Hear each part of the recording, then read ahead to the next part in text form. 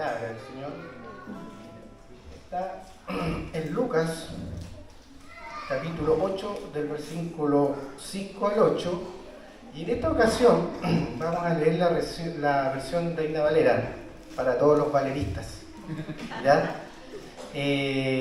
Porque logra en pocas palabras reducir este texto de forma magnífica, ¿ya?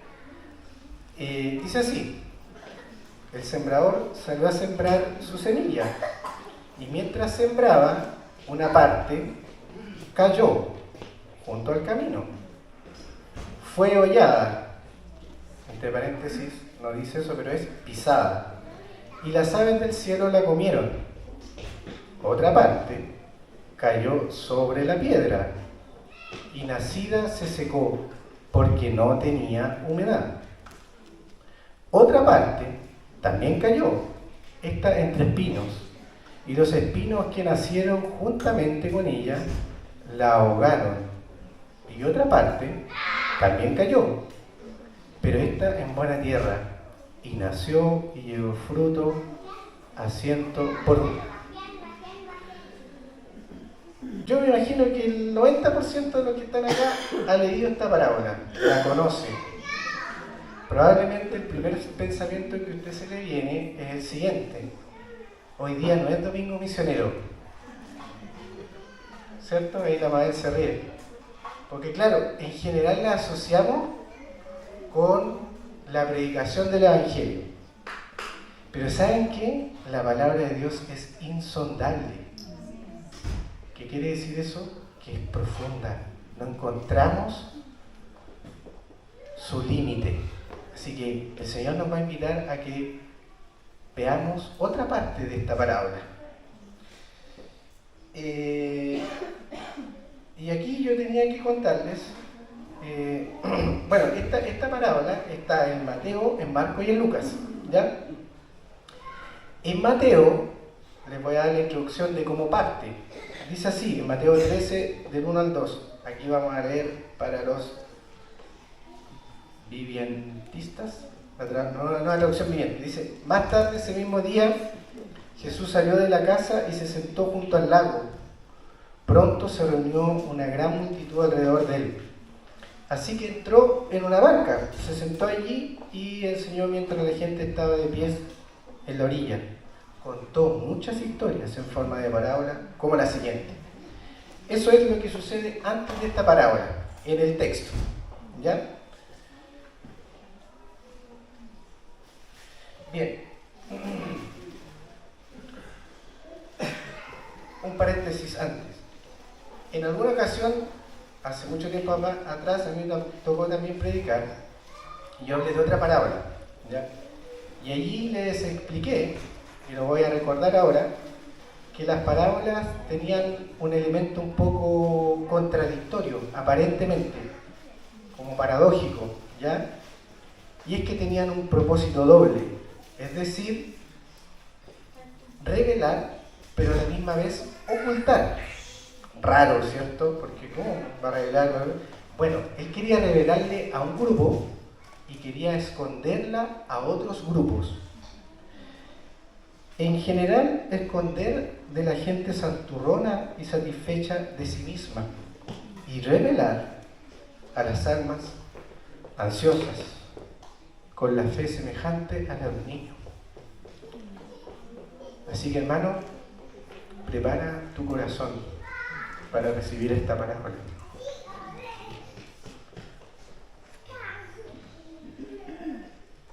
Aquí está el texto. Los discípulos vinieron y le preguntaron: ¿por qué usas parábolas cuando hablas con la gente? ¿A ustedes se les permite entender los secretos del reino del cielo? Les contestó. Pero a otros no. Aquí está la aparente contradicción. A los que escuchan mis enseñanzas se les dará más comprensión y tendrán conocimiento en abundancia. Pero a los que no escuchan se les quitará aún lo poco que entiendan.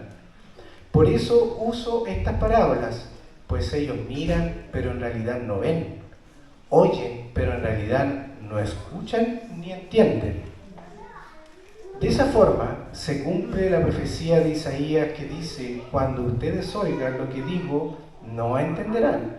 Cuando vean lo que hago, no comprenderán, pues el corazón de este pueblo está endurecido y sus oídos no pueden oír. Y han cerrado los ojos, así que sus ojos no pueden ver y sus oídos no pueden oír. Su corazón no puede entender, no pueden volver a mí para que yo los sane. Ahí está citando al profeta Isaías, ¿cierto? Aquí está la explicación de lo que yo les decía, de esta aparente contradicción de las parábolas.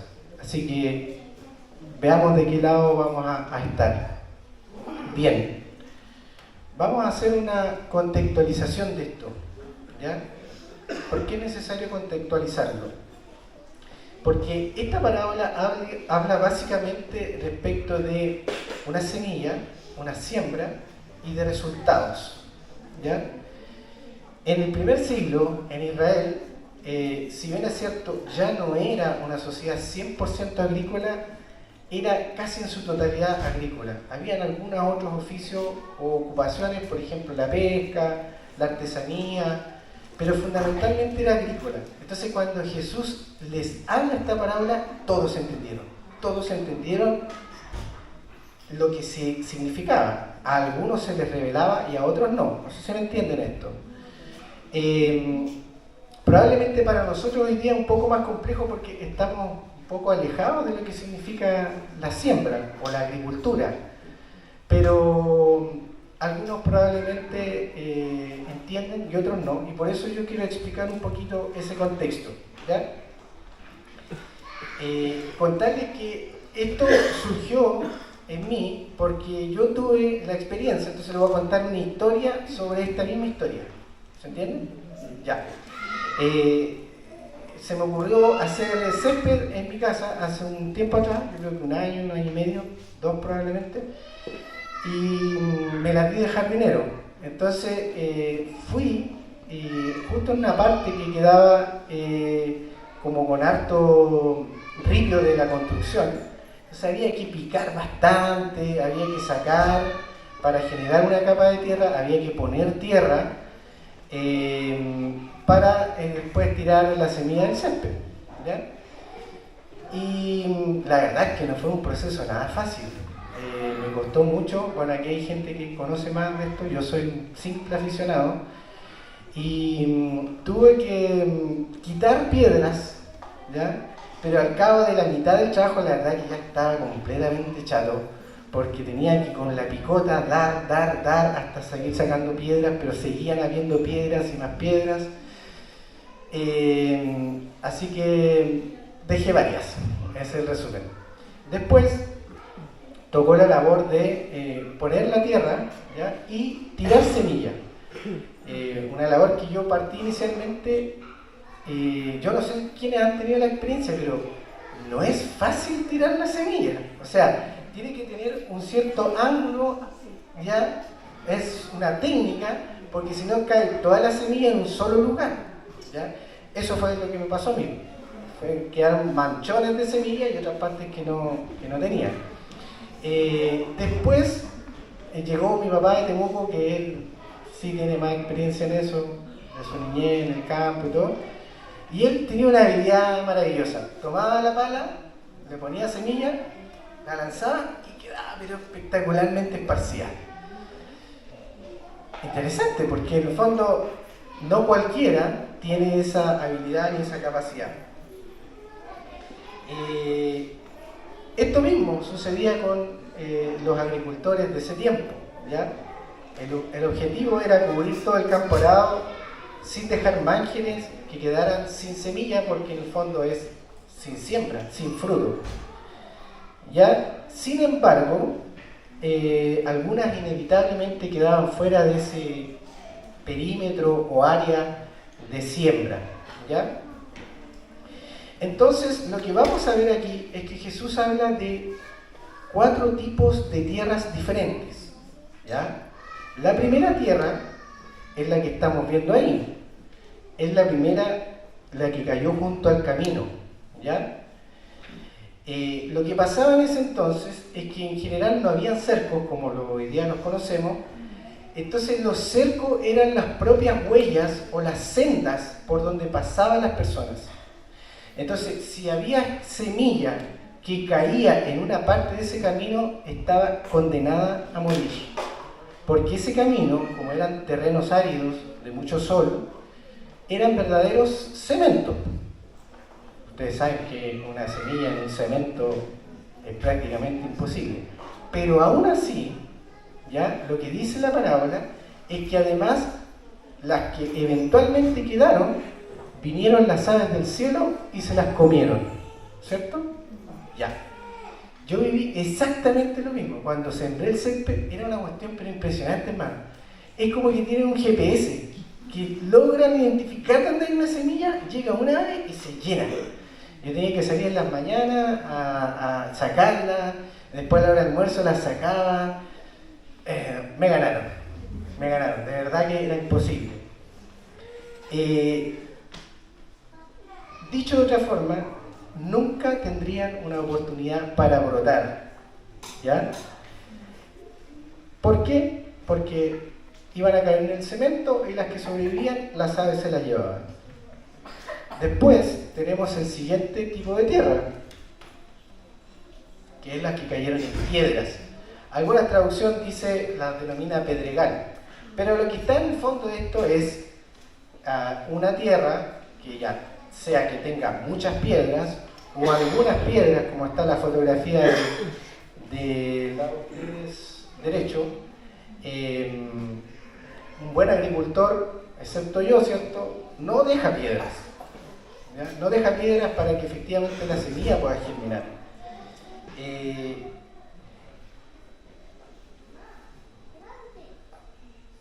La capa superficial de la tierra no sería lo bastante profunda, ni va a permanecer lo bastante húmeda para permitir el crecimiento de los cultivos. En general, y asumiendo que es un clima sumamente seco. Entonces, si bien esta semilla va a germinar, ¿ya?, lo que va a suceder es que se va a marchitar, ya sea por efecto del sol o por el efecto de que el terreno no logra acumular la suficiente humedad. Tercer tipo de tierra, ¿ya? Dice, comillas, otra parte cayó entre espinos. Para que podamos entenderlo, en el fondo son malas hierbas, ¿ya? El suelo infectado de malas hierbas. En ese tiempo y en ese clima, probablemente los espinos eran el gran grupo de la mala hierba. Y me llamó la atención algo respecto de las malas hierbas, porque en Génesis 3, capítulo 3, 17 y 18, dice lo siguiente: y al hombre dijo, por cuanto obedeciste a la voz de tu mujer y comiste del árbol que te mandé diciendo, no comerás de él, maldita será la tierra por tu causa, con dolor comerás de ella todos los días de tu vida, espinos y cardos te producirán y comerás plantas del campo. O sea, esto es parte de la condena, en el fondo, del pecado que Dios hizo en su momento, ¿ya? Pero la mala hierba crece extraordinariamente bien. No sé si ustedes han tenido esa experiencia, pero la mala hierba es lo que más crece. O sea, tú la sacas y vuelve a crecer, y vuelve a crecer, y vuelve a crecer, ¿ya? Pero peor aún es lo que está debajo de la capa de tierra, ¿ya? Que ahí hay una realidad triste, porque el suelo está infectado de tremendas raíces. Yo no sé si ustedes han tenido esa oportunidad. Yo acá coloqué algunas.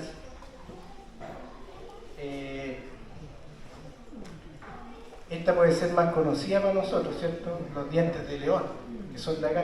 Traté de como aterrizarlo a nuestra realidad de mala hierba, ¿ya? El retamo, que es muy amigo de Anita, sobre todo en su campo allá, muy amigo de ella. Tenemos la cicuta, ¿ya? Que es terrible eso, sí que es terrible. Pero fíjense que también hay mala hierba que no parece mala hierba, que es muy linda. Entonces tenemos acá esta que se llama cartucho, que es endémica de acá. No, miento, no es endémica. Digo acá. Es muy bonita, pero es venenosa. Pero también es mala hierba. ¿Ya? Y después tenemos esa, que es la que más me gusta a mí, que se llama viborera. Y parece una verdadera plantita, con florcita, todo. Yo al tal punto que me aburrí de sacarla y la dejé como ornamental. Más fácil, más flojo. Porque de verdad me aburrí. La sacaba, salía, la sacaba. Y como es bonita, parece como una plantita linda. ¿Ya? Bien. Pero estas hierbas malas, que parecen buenas algunas, lo que van a hacer es que cuando cae la semilla, la van a succionar los nutrientes, van a bloquear la luz y la van a ahogar finalmente.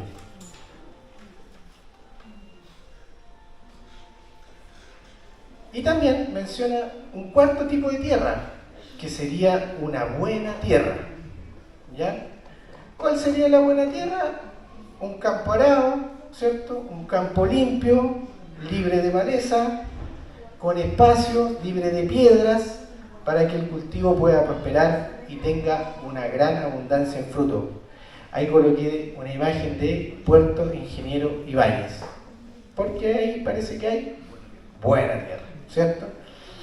Bien, ahora viene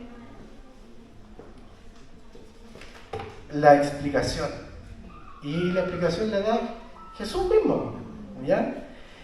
Y una explicación tan simple, pero tan directa a la vez, que antes de eso, en Lucas 8:8, en la traducción lenguaje actual, dice lo siguiente: si ustedes en verdad tienen oídos, pongan atención, porque aquí viene la explicación, ¿ya? Dice, la semilla es la palabra de Dios. Hasta ahí todo claro, todo lo tenemos súper claro. Los de junto al camino son los que oyen. Luego viene el diablo y quita de su corazón la palabra para que no crean y se salven. Los de sobre la piedra son los que, habiendo oído, o sea, los primeros oyen, los segundos también oyen. Reciben la palabra con gozo, pero estos no tienen raíces. Creen por algún tiempo y en el tiempo de la prueba se apartan. La que cayó entre espinos, estos son los que oyen, o sea, este tercer grupo también oye, pero yéndose son ahogados por los afanes.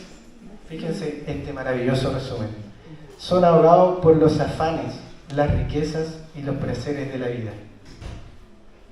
Qué maravilloso resumen de nuestra condición humana. Afanes, riquezas y los placeres de la vida. Pero bueno, no nos vamos a adelantar. Y no llevan fruto. Más la que cayó en buena tierra, estos son los que con corazón bueno y recto, aquí hay una diferencia, retienen la palabra oída. O sea, estos también oyen. O sea, los cuatro grupos oyen, pero estos de al final, los que dice que son de buena tierra, retienen. Pero además dan fruto. Pero además perseveran. Interesante eso. Perseveran, retienen y dan fruto. Bien, entonces algunas consideraciones a lo que ya hemos leído. Primero, no se dice nada acerca del sembrador y de su habilidad o de su técnica. Es decir, él no ocupó técnicas distintas con los distintos terrenos. ¿Se entiende? Asumimos que es la misma. Segundo, no tiene nada que ver con el método que él utilizó, porque el método hubiese mencionado, oye, cambié en realidad, aquí piqué más, aquí menos, aquí saqué más maleza. No, tampoco tiene nada que ver con el método. Tampoco se dice nada sobre la calidad de la semilla. Es decir, estos tres componentes son fijos. La semilla es la misma, ¿ya? Pero aquí viene el inicio de esto. El cuarto elemento, el terreno, es decir, la tierra, es lo que cambia. 3 componentes que son fijos y uno variable. La tierra es distinta.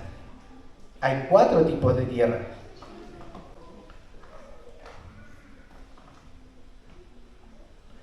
Entonces, la semilla, ¿cierto?, representa la palabra de Dios. El sembrador es todo aquel que proclama la palabra de Dios. Hasta ahí es lo que siempre hemos escuchado. Tercero, todos oyen y solo hay algunos que retienen y perseveran. Entonces, hermanos, el mensaje de esta parábola tiene que ver con el terreno, tiene que ver con la tierra. El suelo, la tierra, es una imagen de nuestro corazón, del corazón humano, con diversos grados de receptividad. Lucas 8:12 dice, da una prueba irrefutable de esto, de que el suelo de la parábola representa el corazón humano. Dice, y los de junto al camino son los que oyen, y luego viene el diablo y quita de su corazón. Acá está. Ahí. Quita de su corazón. El corazón es la tierra. Y después abajo, ¿cierto? Más la que cayó en buena tierra, estos son los que con corazón bueno. La explicación está en la misma parábola. En el fondo, lo que se refiere a la tierra es a nuestro corazón, o es a los distintos tipos de corazones. Bien, entonces, ahora viene la aplicación. Hay 4 tipos de corazones diferentes. El Señor quiere interpelarnos cuál es el nuestro. Eso es el objetivo, ¿ya? El primer corazón es un corazón tierra junto al camino. Es decir, un corazón impermeable. Es decir, un corazón que es indiferente. Un corazón que es insensible. Un corazón que le resbala todo. Que no tiene receptividad con la semilla. Es un terreno poco profundo, comprimido y seco que está junto al camino. Son aquellos oyentes que tienen un corazón como de cemento. En el Antiguo Testamento se les llama duros de cerviz. En Éxodo 32, en Segunda de Reyes, dice, estas personas han endurecido deliberadamente, o sea, intencionadamente sus propios corazones. Jeremías dice, han endurecido su cerviz para no oír mis palabras. Esteban, en su discurso en Hechos capítulo 7, 51, dijo, duros de cerviz e incircuncisos de corazón y de oídos, vosotros resistís siempre al Espíritu Santo como vuestros padres, así también vosotros. Discurso que termina con la muerte de Esteban.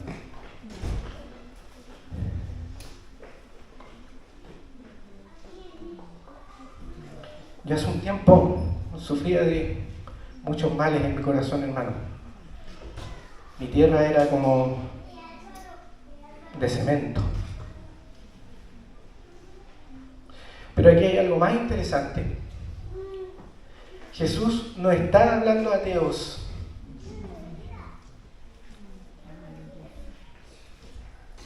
Jesús está hablando a gente muy religiosa, probablemente como nosotros. Ojalá Dios quiera que no sea así.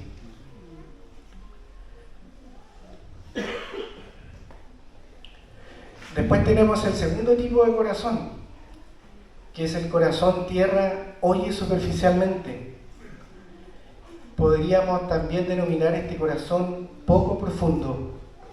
¿Cuál es este corazón? La delgada capa sobre un estrato o sustrato de roca ilustra a una persona de corazón poco profundo.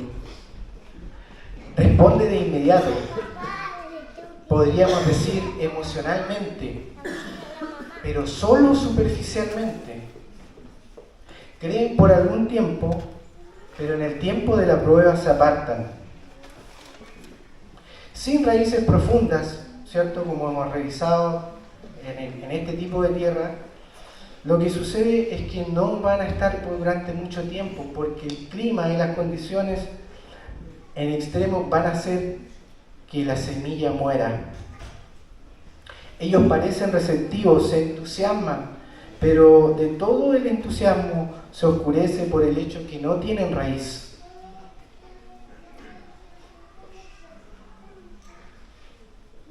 Es superficial, sin raíces. Como predicó en algún momento el hermano Álvaro, si vosotros permaneciereis en mi palabra, seréis verdaderamente mis discípulos. Vamos a revisar el tercer tipo de tierra, corazón, el que cayó entre espinos.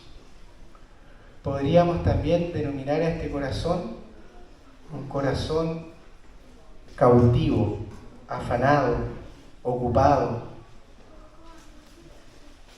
Lucas dice: ningún siervo puede servir a dos señores, porque aborrecerá al uno y amará al otro, o estimará al uno y menospreciará al otro. No podéis servir a Dios y a las riquezas.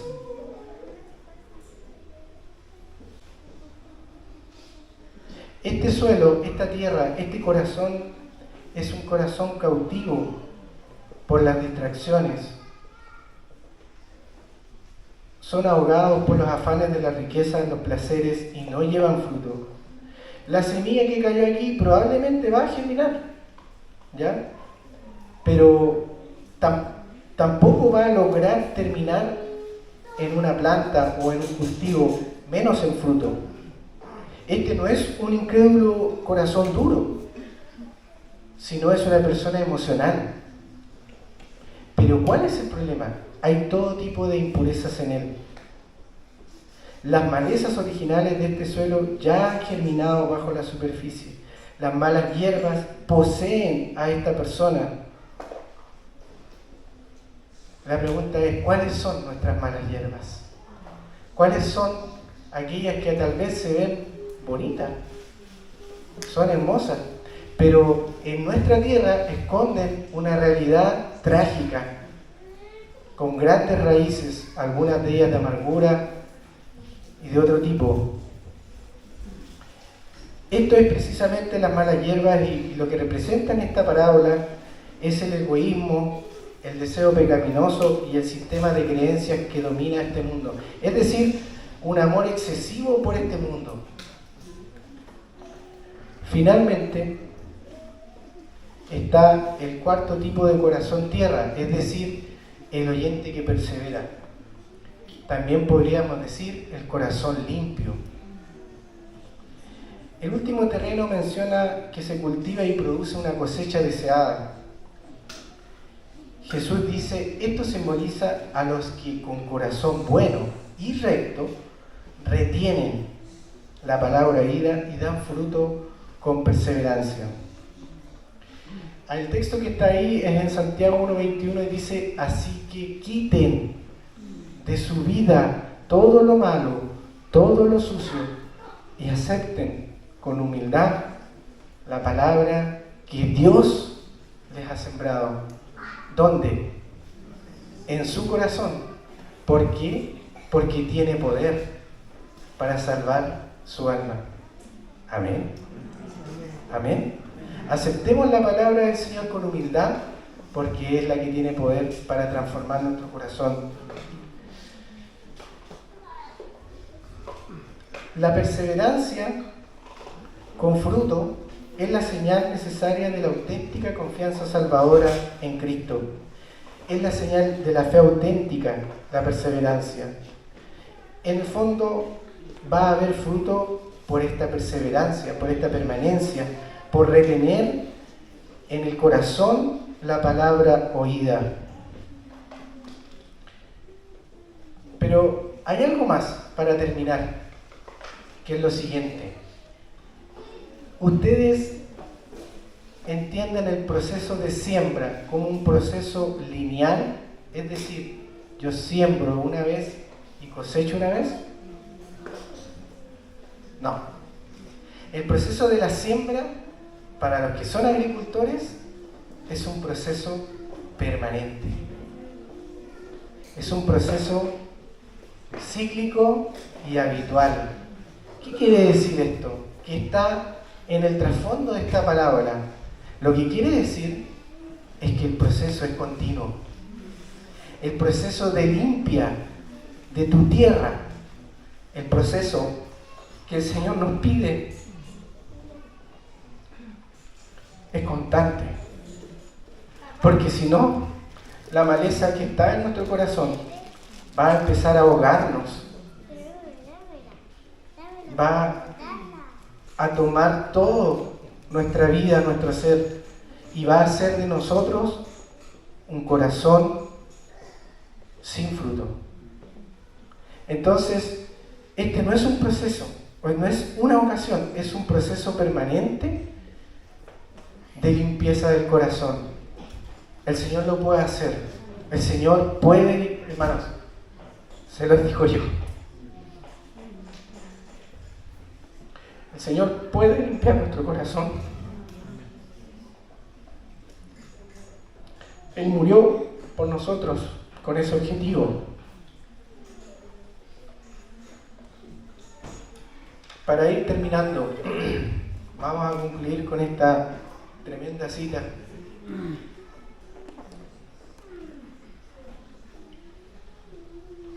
Perdónenme que estoy más viejito, me emociono.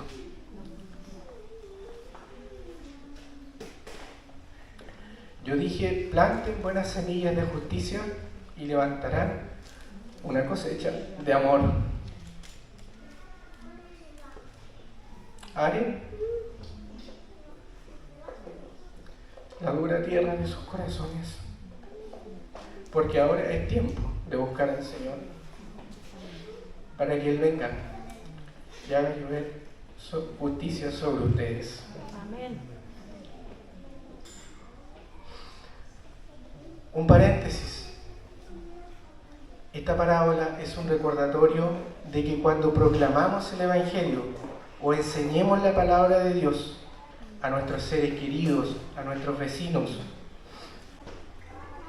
los resultados serán variables, hermanos. Porque el éxito o fracaso no depende de nosotros. No depende de nuestra habilidad como sembradores. Depende de la condición del terreno. Depende de la condición del corazón de quien está oyendo. Así que cuando usted quiera predicar la palabra, ore por ese corazón.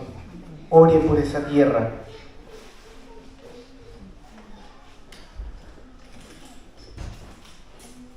En Marcos 7:20 al 23 dice lo siguiente: y entonces agregó, es lo que sale de su interior lo que los contamina, pues de adentro del corazón de la persona salen los malos pensamientos, la inmoralidad sexual, el robo, el asesinato, el adulterio, la avaricia, la perversidad, el engaño, los deseos sexuales, la envidia, la calumnia, el orgullo y la necedad. Este texto lo dijo Jesús. Los fariseos que llegaron de Jerusalén fueron a ver que sus discípulos no se lavaban las manos, que era la tradición judía, porque ellos estaban centrados en que lo puro o lo impuro dependía de lo externo. Ellos observaron a los discípulos y dijeron: oye, maestro, tus discípulos son cochinos, no se lavan las manos antes de comer. Pero además no era un tema solo de sanidad, sino que era un tema de impureza, ¿ya? Pero esta es la majestuosa respuesta de Jesús. Es maravillosa la respuesta de Jesús, porque Jesús no pone el acento en lo externo. En el fondo le está diciendo, no tiene nada que ver si se lavan 50 veces las manos, si lo que sale de ellos, ese es el problema. Y la enumera. El Señor, a través de su palabra, nos enumere internamente qué es lo que hay en nuestro corazón. Pero dejemos que el Señor are nuestra tierra, hermanos.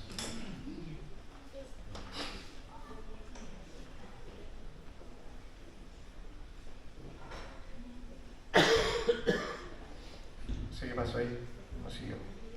Queda una cita más que está en Santiago 1:21 y dice así: así que quiten de su vida todo lo malo, lo sucio, y acepten con humildad la palabra que Dios les ha sembrado.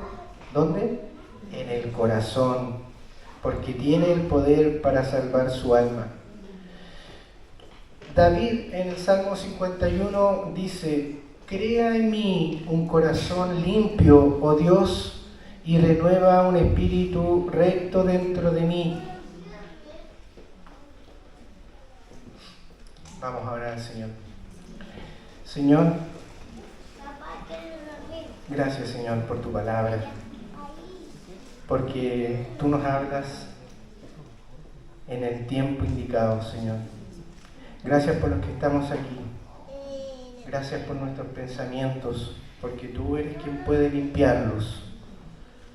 Tú puedes limpiar nuestra tierra, Señor. Tú puedes sacar esas raíces profundas que están inquistadas en nuestro corazón,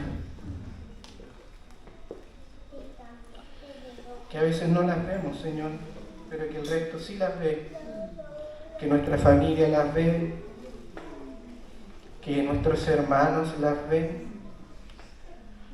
Señor, tú solo quieres que podamos disponer que nuestro corazón sea trabajado por ti.